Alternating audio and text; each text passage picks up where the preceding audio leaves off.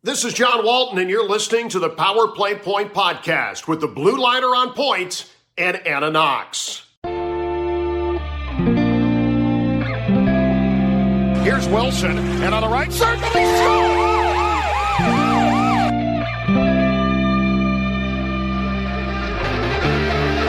Rebound loose, wild scramble in front, score! Ovechkin with a buzzer beater! It'll count! And the hat trick tonight, number 21,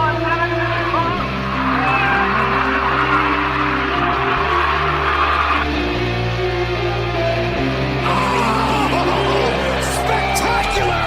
Braden Holtby! Hello, welcome Caps fans to another edition of the Power Play Point podcast. This is your host, the Blue Liner on Point, talking to you live to tape from my humble abode in downtown Glen Burnie, Maryland. And you know what? I get that it's a down week and there were no wins, but I am happy because, and not that my fill-in co-hosts, Ginny and C4, did not do a good job. They did a very kick-ass job, highly supported and loved by all. But together again, me and the Mermaid, Anna Knox, why don't you come on in here? Hello, Gil. Oh my God. Centerville, Yay. Virginia's own Mermaid. She is back with us. Yeah, live and in color for your listening pleasure. Yes. And before anything, other than, obviously, thank you for the time. Can we just give that golf clap round of applause to Ginny and C4? They are so amazing and so knowledgeable and such huge fans that I just love them both. So thank you for being available to, I'm not even going to say fill in, to just, to be part of the show. It's not a fill in because they're fantastic. With us one-on-one, however you want to say it, but I really, really, really appreciate them.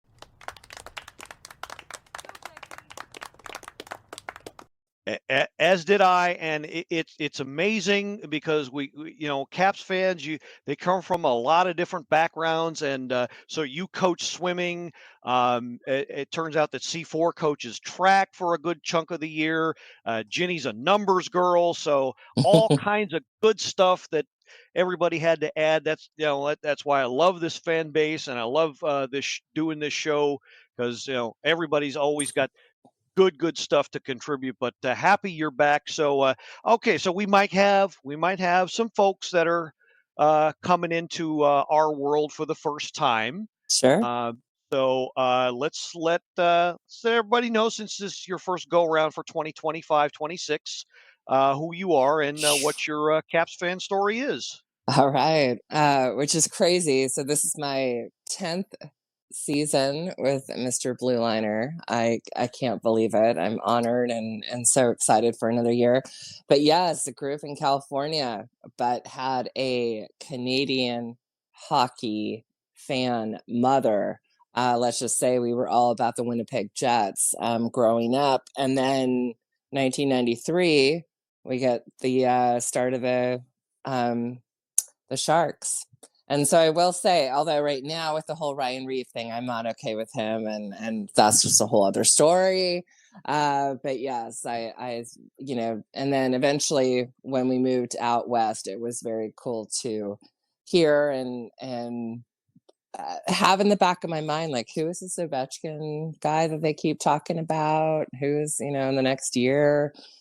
So following his career and everyone else's career, it's just been fantastic. I think we have the best fan base. And for those of you who need to know one more time, yes, it's been 10 years and I'm still a Tom Wilson fan. I can't help it. I just freaking love him, and he's doing so amazing. So we're gonna stick with that. And I have a coworker that just went to some Eavesdrop brewery out here, like close to where I live. He's signing autographs. And she's like, "Oh, I'm gonna go see Tom Wilson." I'm like, "Oh, like that's so cute. That's your first time.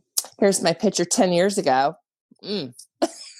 Kidding, but I was like, but yeah. So he's there with the Movember porn stash, Oh yeah. as my tummy can only pull off, I guess, kind of. And yeah, I'm excited. I'm not. No, I'm gonna start with the positive. I'm excited, Gil, that we are back together. I'm excited for Caps hockey. I'm not excited about this being my first show and having to talk about the last 3 games. Yeah, But I get it. yeah, it's a long season, and I can only use that excuse for so long. And I know we're going to have to, unload the layers and talk about all the bad, but I'm just fucking glad to be back. There's a mermaid, I know. There we go. And we're glad to have you back. And yeah, lots to unpack, like you said. So yeah, played 3 games since we left you last. And yes, all of them were, well, 2 of them were in the complete L column. One of them was a shootout loss, of course, yesterday. Boy. Might as well just open up the bags and unpack it here. But and so we will start with the first one, which was this past Tuesday over in Dallas against the Stars. Not much to tell here, only 1 goal. And I was banging stuff around, but also kind of like, oh man, felt bad because Martin Faravari actually put it in his own net. Yeah. So felt bad, felt really bad. Yeah, but it's credited to Tyler Sagan on the power play, Heiskanen and Rantanen on the assists, and yeah, that was the only goal of the game. And I did not like this game, I have to admit. Very little went right for the Caps this game. Yeah, this was just oh my God. And I know at nauseum we're going to talk about this, as we should, as a big, what the fuck moment, but the power play percentage is like non-existent, and it's just like, it's very, very like nerve-wracking and disappointing. But I think for me it was kind of a boring game. And especially, again, you and I have talked about this, when we hit a third period that only has 6 shots on goal, you're not playing your 60 minutes, and we all start to get like, where the hell's our team and what is going on? I know Dylan Strome was out, but still, this was just not who I expected against the Stars, to be honest. I kind of thought they were going to really show a little bit more, and obviously we didn't see that. No, just in the end, not enough. And like you said, yeah, they were down going into the last period, and they only showed up with 6 shots. Kept Dallas to 19, but even so, you really got to ramp that up when you got a whole period where you're down, and you got to get something. And even in the okay, so Anna, as she mentioned, is big Tom Wilson guy, girl. He at least was, shall we say, entertaining in this game. Absolutely. In the and rightly so, by the way. He was complaining rather loudly with his arms about a call that he got. And he was called for hooking early in the second period. I thought this was one of those times where, okay, maybe he deserved the penalty, but the guy he did it to was also kind of embellishing. Yeah. And so Tom, being Tom, politely demonstrated for the official exactly how he saw it. It's like you just have to love him for that, because it's like, I'm going to call you out on your and then if we drop the gloves and beat the shit out of you, but just the fact that I think that he is also in a headspace over this game, and the Islanders and Buffalo especially, we're starting to see like he's getting fed up, which is good. Then I'm hoping he's taking that to the locker room and getting everyone else fired up. Yeah, and I'm sure he is, and he's one of those guys that steps up to the microphone after every game, say, "Hey, look, we're not doing well enough, but we know we've got the ability here to at least, if we just give that little bit more that makes the difference, we can get this done." So to his credit, yeah, he's one of the leaders that is, saying that, and Exactly. it's frustrating that they're not, exactly following up, but at least they're aware of, hey, okay, we're playing like crap, and it's not it's not great, but look, we know it's we know what we got to do. We just got to do it. So there was that, and there was, I guess you got to find whatever good you can there was in this game, but it still sucked. So no sense wasting more time on it. But yeah, it was that game. I mean, it could have been way worse. I just wanted more out of the offense after the previous game, where there was very little. But what are you going to do? So the next game was the pardon me, the one played on Halloween. And that's what you went to. That's the game I went to with live courtesy of Grant Green, who his wife Megan was under the weather. So he calls me up, says, "Gil, you want to go to the game with me?" And I was surprised because it was completely out of the blue. I hadn't even left work yet. So like, yeah, of course. And we're going, and he was one of the loudest people in the building, and I was in my stupid Elvis wig and glasses, and yeah, I But probably should have had overall, how is Grant doing, him and his wife?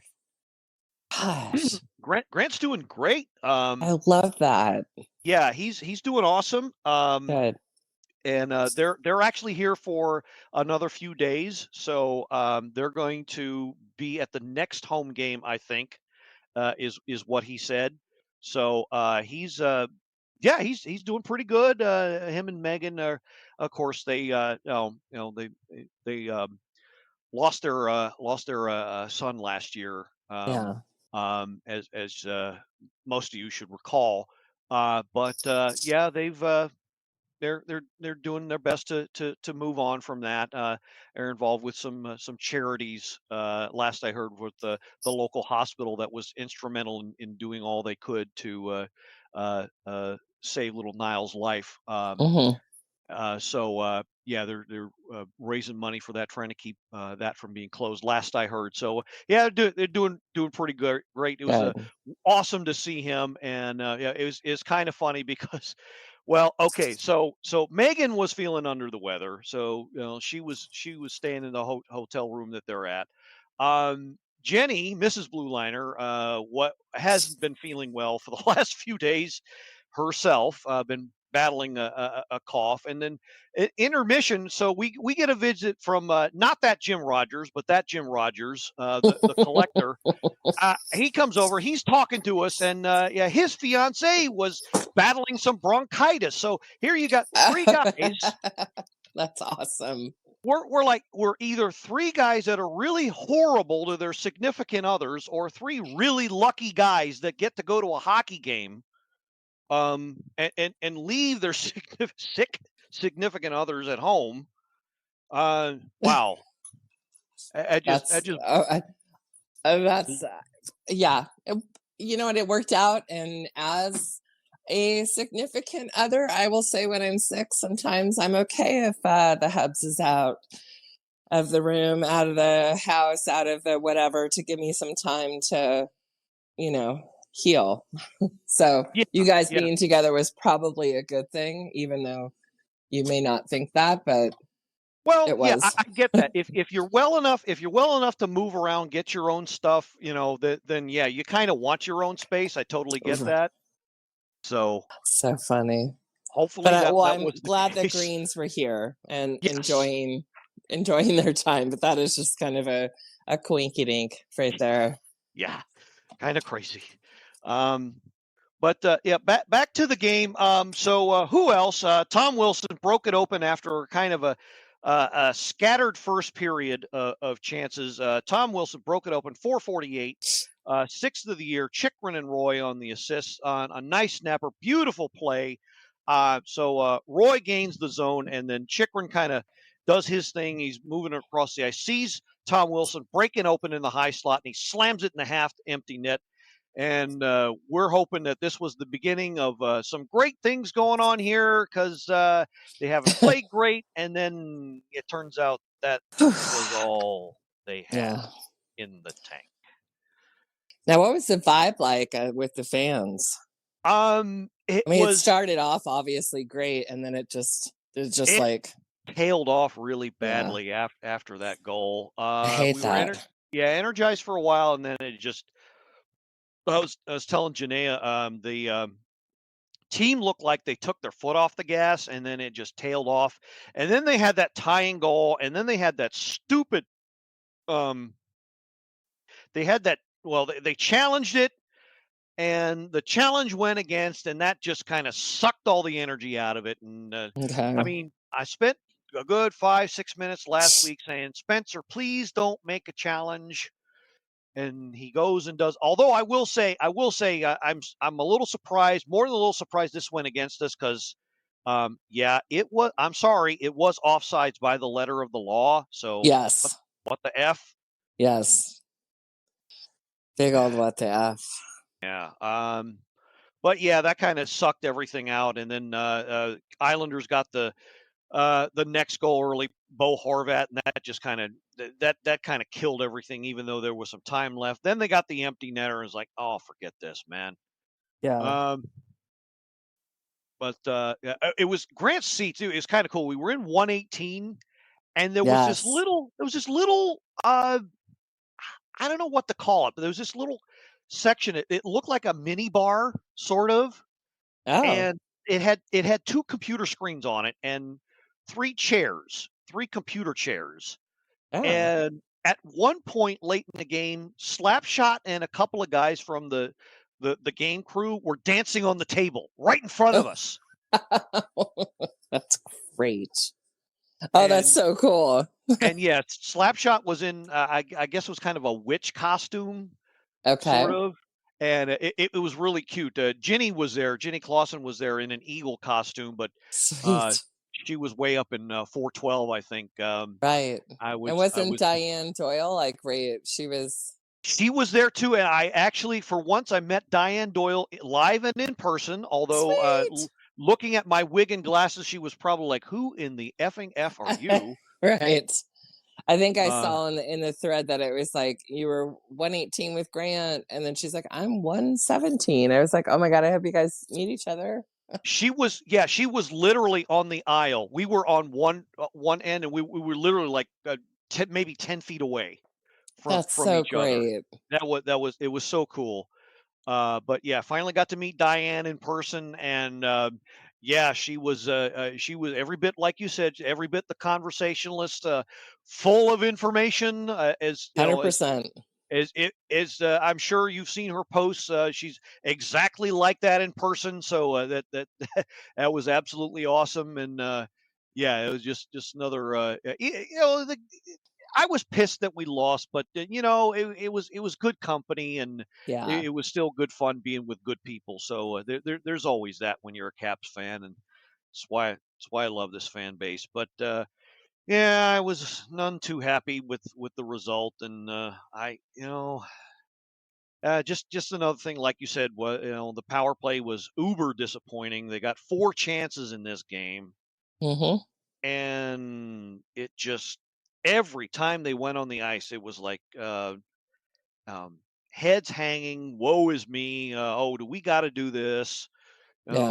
Mom, I don't want to eat my vegetables. Oh, 100%. I mean, for me, it was like, yeah, like I don't want to eat my vegetables. For me, it was like, you got a case of the Mondays and get oh my God, like shake that shit off and let's go.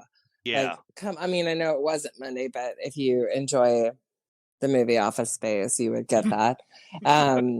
But my God, like this was hard. I mean, it was, of course, I was thrilled to see Tommy get a 6, but I'm just kind of shaking my head with the 0 for 4 on the power play, and then there we go, 4 shots on goal in the third. And What the hell? and again, they know they suck. They know they're not doing it, all that great with it. They know things got to improve, but I'm not. I get that it's only 12 games in, but I'm not seeing a whole lot of them doing things different that show they're trying. I mean, I'm sure they are trying, but I don't know. They just got it. They got to get out of their own head. And what do you always say when this team's doing well? What do they look like? What do I say that they look like? Yeah. What's Oh your God. what number one out? Do they look like they want to be out there? Oh, right. No, they have to want to look like they're out there. They have to be communicating and like they're having fun. Right. There we go. I was like, wait, but I'm rusty. I can't remember what I used to say. I was trying to set you up, but no, you're right. They don't look like they're having any fun out there at all, and it's showing. It can't be more obvious. Well, and I will say, you said what, we're 12 games in? Yeah. I don't think let's just say, and I won't go back, 40 years, obviously. I'll go back to our 10 seasons. I don't think after 12 games that there has ever been a player that has ever apologized to the fans like Pro did about like, hey, I'm so sorry, we're not playing like we should be. 12 games into a season. Like I have never seen that. And we're not talking about, oh my God, like all of a sudden we've lost, a ton of players to injuries. We're just talking about like, what the fuck is like going, like the chemistry's there. It's like, it's there or it's not, but there's no in between. And that is, I think that's my big concern is, you see them playing and I'm like, who's going to show up tonight? And that's not what, there's no consistencies. Like, we go back to all the C's. It's like the chemistry, consistency, whatever. And I don't doubt that the chemistry is there. I'm not saying the chemistry isn't there and that these guys aren't, all wanting the same thing. But holy shit, I've never seen a hockey player come out after 12 games to say, you all as fans deserve better. And I can't agree more. I mean, even though I know I used to be like a Threes fan, and now like my fandom numbers are kind of a little askew. Maybe they're all like divisible by 3 at this point. But like I love Protus and love who he's become, and I think he's one that is trying, but for him to be like, oh, I'm sorry guys, it's just so crazy, but crazy, but I appreciate it. But then I'm like, okay, well, what the don't apologize to us, get the done. Like what is going on? Like let's whatever you need in the locker room, and there isn't anybody that isn't there. It's not like, the captain's injured or this or, whatever. No. Like we all had to have an ugly cry over Oshie. We all had our ugly cry over Backstrom. Kuzi left. Like all these things, we had all these changes. Then we had all these, new players coming in. So when someone who is Protus coming out and saying like, "Hey, you all deserve better." Yeah, we do. So let's see it. Come on. So Yeah, I don't know. like I just thought that was really interesting. Like only 12 games in to see that from somebody. yeah, like thanks for being aware, but yeah, you guys gotta get it done. So Yeah. let's see it. It's like I think I would expect that from like a PR rep or something like Yeah. or like a wag to be like, okay, yeah, here's someone's girlfriend. He's like, you all deserve to be, deserve better. But I'm like, but you're fucking Alexia Protus, like 21, like come on. And you saying that we deserve better. Well, then show it. All of you, not just him, all of you, step up. And, so now, of course, we go into the Buffalo game. Yeah, and so I know it was a back-to-back, and it looked our record against Buffalo hasn't exactly been all that great, but I Mhm. was kind of thinking, it's still Buffalo, and they have a way of blowing games, and uh, there was still that chance, and I was really hopeful, and especially when the first 70 plus seconds of the game, Dylan Strome comes out Yeah. and scores his goal. So it's him and Ryan Leonard, playing a two-man game, Yeah. and basically Leonard keeps it at the point, turns it around, throws it on net. Strome's there for the rebound and puts it in. 67 seconds into the game. Okay, we're rolling. Great. This is a great start. This is awesome. And then, okay, so the guy who apologized, let's see, Right. 68 seconds after that, so barely a minute after that, he goes and scores. His fifth. I mean, His come fifth of on. the year. Protus, so a nice 2-on-none breakaway with him and McMichael, pardon me, playing the two-man game all by themselves, and Tom Wilson, the play starter on that one. So his another point for him this week. So he's doing all he can. Okay, we're game's 2 minutes old. They're already busted out to a 2-minute lead, 2-goal lead. This is going to be great. And then, and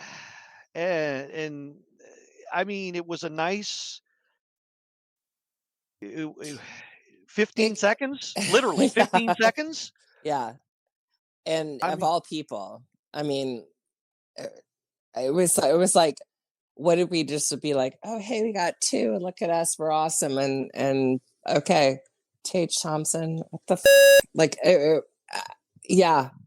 When I saw that, I was like, oh, this game is gonna be crazy, and it was like it was actually a very I don't even like it was a great hockey game to watch in the sense that it was, skill on skill and this and everything that you'd want to watch.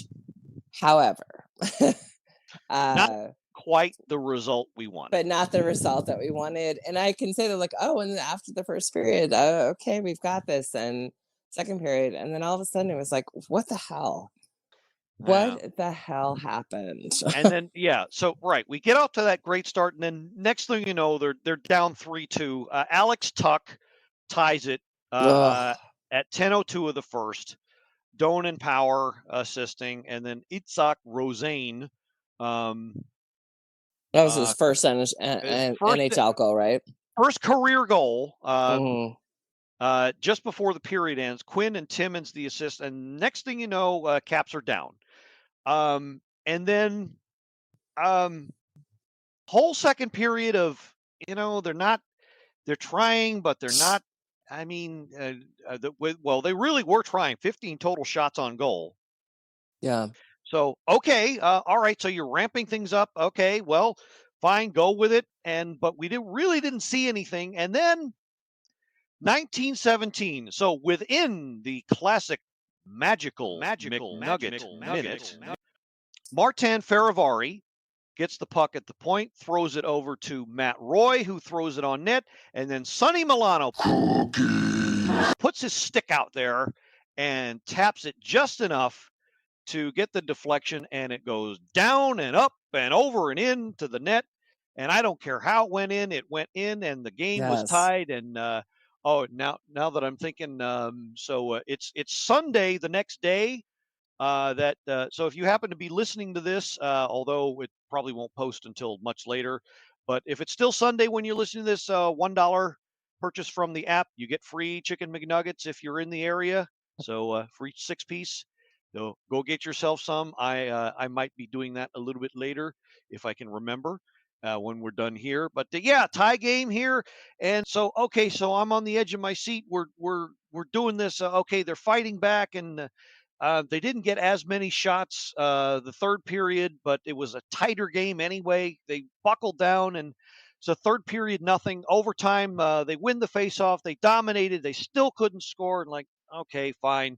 Let's go to the skills competition. And of course, I'm not gonna say they the bed, but They kind of did. they kind of did. I mean, and can we just? I know, elephant in the room. Alex Ovechkin should not have been in the shootout challenge. Yeah, that's. I'm going to stick with it. I'm going to say, come the fuck on. And I get it. Like, all of us are so used to having a TJ Oshie and a Kuzi. And it's like, okay, and with those players gone, do we have ones that are stepping up into that caliber? No. But Ovechkin, oh my God, no. And I don't know who else should be in there for me to be like, why aren't we using blank? But that is one that I'm like, no. It doesn't work out. It just like, it's predictable. It's the fuck. Yeah. So yeah. I mean, and I will, but like, hats off to Chucky. I mean, he did he did well. He did about as well as he could. Yeah. For this game. Yeah. And I don't know if you have or have not or even want to discuss the goalie situation.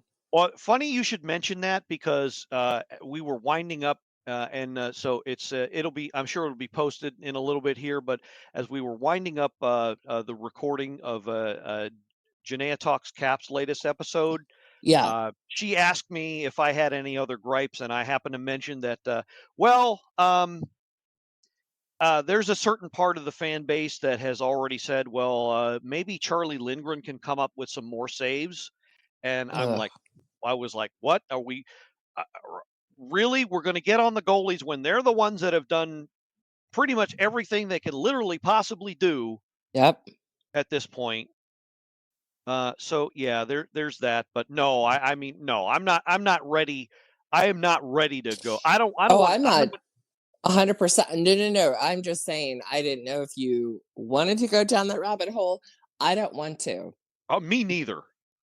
Absolutely not. And I'm not going there. I will say, however, one little like devil's advocate moment.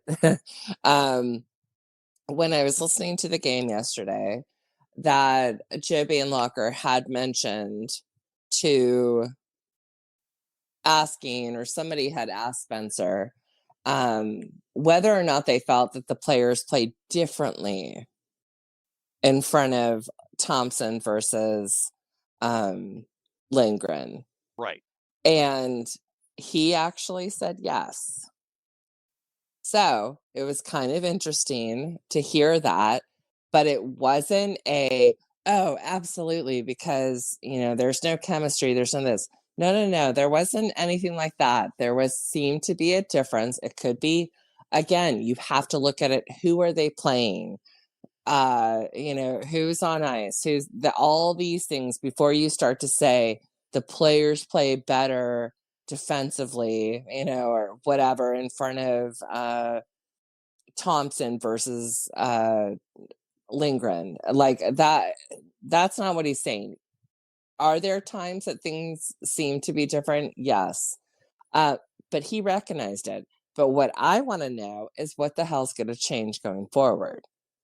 Because if a coach is recognizing it and it's not a huge thing and it's not a chemistry thing and, whatever else, because they all respect him as whatever. I want to know what the is going to change going forward, because you can't have that situation, because that eventually then gets into Charlie's head. And, if that makes any sense. So. Yeah. But I won't get into the people who are already online being like, Charlie should be gone and blah, blah, blah. Shut up.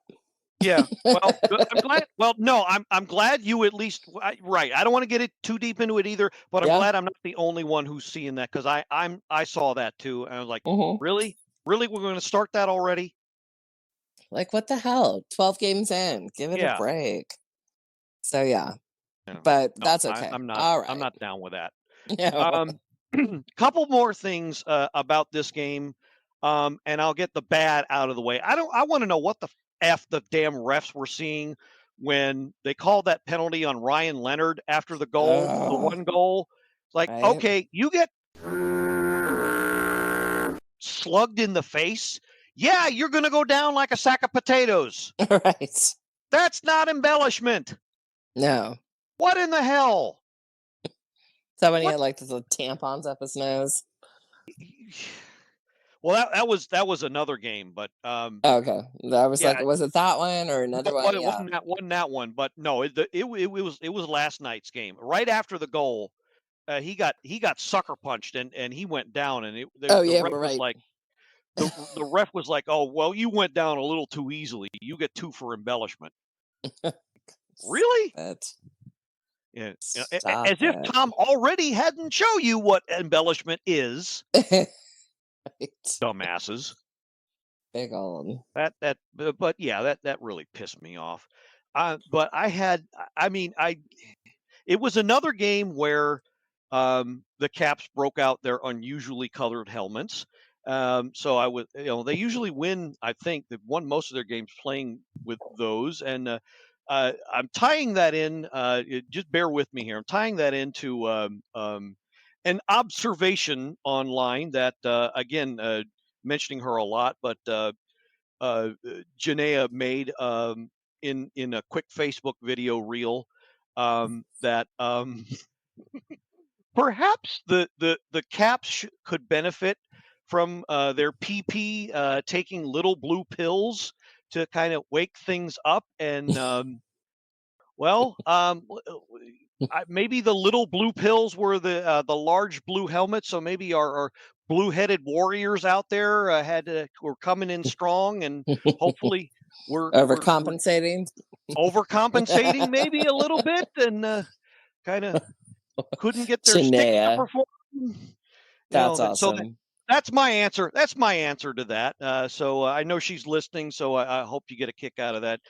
Just another observation there, but yeah, she's awesome. So it's Janaea Talks Cap. So that'll be out pretty much the same time as ours is. So give that a listen as well. Yeah, but they end up losing in the shootout. So it's they grab the loser point, but it's still a loss, and it still pisses me off. But part of me wants to think they're starting to turn the corner. I mean, they had that great start, so maybe maybe turn things around. I don't know. I did enough complaining about Ovechkin on Janaea's show, so I'm not going to do a whole lot here. But yeah, let's just say we're aware that Ovi's not off to the greatest of starts, and yeah, I mean there's excuses, both real and not, but I think overall it's there's a corner to be turned, and maybe they're a lot closer to it. Hopefully they are, but yeah, I mean he'll be one of the first to tell you, okay, hey, look, I haven't been playing my best. So I guess the time is ripe for us to kind of you know decompress and maybe give them a little bit more time to turn things around, and hopefully they will. But still, it's pisses you off when there's at least two games here that could have been won that weren't Hmm. won, and yeah, so Absolutely. have a right to be pissed, but also deep breath and just kind of you know it'll get better. I think it will. So that was the week that was. So with that done, we're going to quickly transition to our message from this year's partnership sponsor, Empowering Education, um, run by our good friend Audie Wood, who's local in Baltimore, Maryland. More on that in a second. Okay, so you're looking to empower your child for financial success? Empowering Education, a Kentucky based nonprofit, is bringing financial literacy and career development to the next generation. Our holistic approach goes beyond money management, offering access to education funding, job training, and practical skills, including mental health techniques, to set up students for a brighter future, especially in money management. This January, we're expanding into the DMV area. So we urge you, don't miss the chance to give your kids the tools they need to thrive. Parents, you can reach out to founder Audie Wood today to secure a spot in our 8-week course. Empower your child, empower their future. And so to start with, when he started the program in Kentucky, 91% of the students in the program successfully graduated and completed it. These were students that were at risk of incarceration, going to jail for petty crimes that they had committed. Instead, they're rewriting their history, their stories. They're pursuing trade schools or community colleges, building productive lives. So they're working within the system and not feeding off of it by adding to the prison population. So they're becoming productive citizens thanks to this program. So even better, Empowering Education isn't just transforming lives. It's another benefit to our program. We're saving taxpayers money. It would have gone to housing and feeding more prisoners. As I said, adding to the prison population. Who wants that? So again, we're teaching these kids to work with the system and better their lives. And you can't do anything more when you're a nonprofit that just wants to leave the world a better place than you found it. So, That's um, incredible.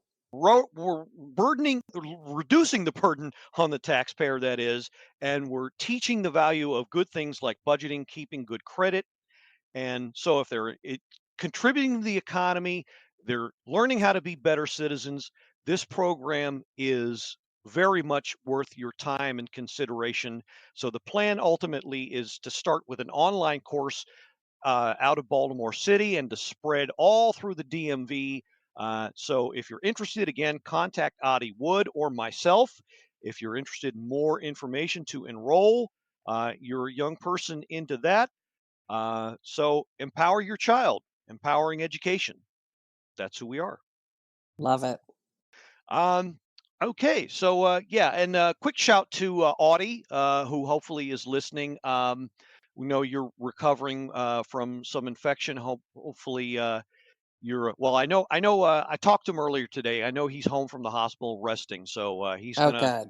yeah, he's doing a lot better, up and down with health, but yeah, he's gonna take things easy for a little bit and then get back to work here. But yeah, he's on the road to recovery, thank goodness. That's So awesome. that is okay. All right, so I don't know, Anna. What I mean, okay, so that was just last week that we Yeah. talked about, but this is your first, you're first with us this year. I mean, other than this week, how would you say the Caps are doing overall? Uh, as a fan, I would say they're about 80%, which Okay, is kind of like a B minus. all right. So Um, so definitely not time to panic. not time to panic at all. I feel like they just need to get into their groove, and they just need to find, like we've said, that joy of hockey. Once they start playing and they're having a good time, great. And I don't even want to put all of that on, like, oh, once Ovechkin gets his, the 900th, whatever point, it's like, I don't even want to talk about it. I'm sure the guys in the locker room don't want to talk about it. Is that going to change things? Maybe, but it doesn't need to be the focus. And I don't think Ovechkin wants it to be the focus. I think also we didn't acknowledge, John Carlson's 1100th game. I've always kind of been a little fan, so good for him. I know people are frustrated with him, but I'm not, but that's okay. And I think moving forward, once they get into a good headspace, whether it's at 900th point, like, my God, like, just get it over with, rip the Band-Aid off, and stop talking about it, and start playing some smart hockey with everyone being healthy, and knock on wood, we can get into a groove where everyone is playing the same versus, or playing, let me say, everyone is playing the same hockey at 100%, regardless of who's in the net. And I think they do. And I think people are being, kind of jerks about how they play now. And I just don't agree with that. But they just need to let's get together. Because right now I kind of feel like we're playing how they would be when they have their little spring break time. They have that all-star, whatever the fuck it's called, time off, and they all come back and it's like, oh, it's great you had a vacation, and everyone looks tired and whatever. But I don't want to be feeling that right now in November when we've only been 12 games in. I need things to tighten up, smarter hockey. I don't want to see, I feel like Tommy's frustrated, which is why we're seeing him with many more penalty minutes than we should. And I'm hoping he's vocalizing that in the locker room. I'm sure he is. I like I said, he's one of the guys that'll speak up, and when he does, ears perk up, and people listen. So I'm sure more than a few times he's gotten there. And yeah, I think you're right. It's a lot of guys kind of, I don't want to say doing their own thing, but they're not, they're really, really far from being in sync, but trying to get that back. And then once they've got that back, it'll start to look a lot better. It doesn't look like, they're quite there yet. They've obviously got a ways to go, but it's, it's a very preseason vibe. Yeah. And look, we're also aware the power play stinks, and it's not a cure all, but it's not always going to be that way, I'm sure. Right. So I'm sure they'll turn that around. They did last year, so I have no doubt that'll be that'll be the way this year. So I guarded optimism, but upset at the same time is kind of my view. So we get it. We totally get it. We've seen this team do worse and get out of it. So there is that, but also can't blame anybody for being really pissed off, because 3 games, 3 losses. You never want to go through that. So. Exactly. So one last thing I'm going to mention before we wrap it up here, go to previews of next week. Of course, it's November now, so that, of course, is Hockey Fights Cancer Month. And I'm going to spotlight the cancer links, the links to donate for Hockey Fights Cancer through the Caps. Caps Fights Cancer as well. And when we get closer to the showcase game for the charity, we'll be pointing that out too. So just wanted everybody to be aware of that. We're going to, Ovi still has his Ovi 8 cancer donation link. That's still active, by the way. I love so that. we're going to be reposting that on Yes. each episode's show notes. So be aware of that. Donate to that if you can as well. All right. So now let's see what we're looking at for next week. Okay. So as we're talking to you, as I said, it's November the 2nd. So we're going to pull up the schedule here. Okay, so no games all the way up until Wednesday the 5th, back home at Cap One against the St. Louis Blues. That's a 7:30 puck drop for that one. And then 24 hours later, quick trip up to Pittsburgh and to that sorry ass arena against the Penguins. First meeting of the year against them. That's also a 7:30 puck drop. And then finishing out the week is a trip down to Tampa. That's a 7:00 draw against the Tampa Bay Lightning. So those are that week's worth of games. And then we're going to be coming back to you next week, Sunday the 9th. Is our next recording. If you're interested in joining us, do please let us know. Contact Anna or myself. You want to be part of the discussion that we have here at the Power Play Point podcast to talk Caps hockey. Have your say. We're open to that.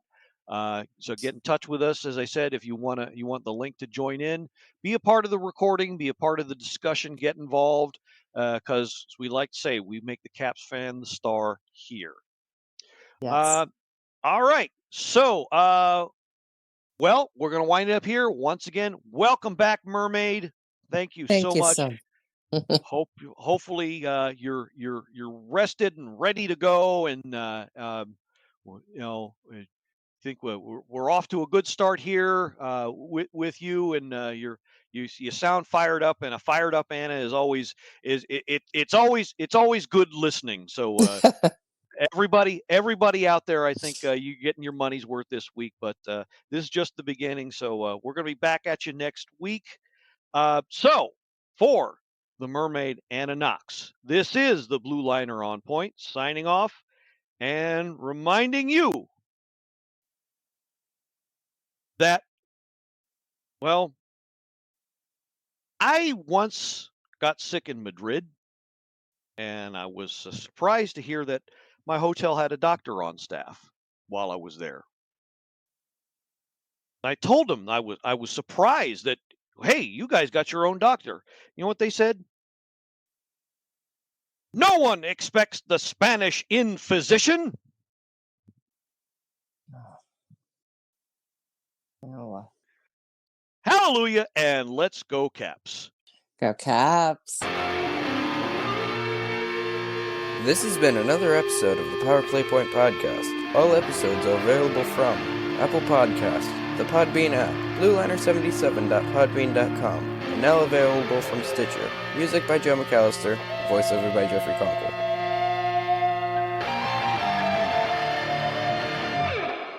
Good morning, good afternoon, and good night, Power Play Point podcast.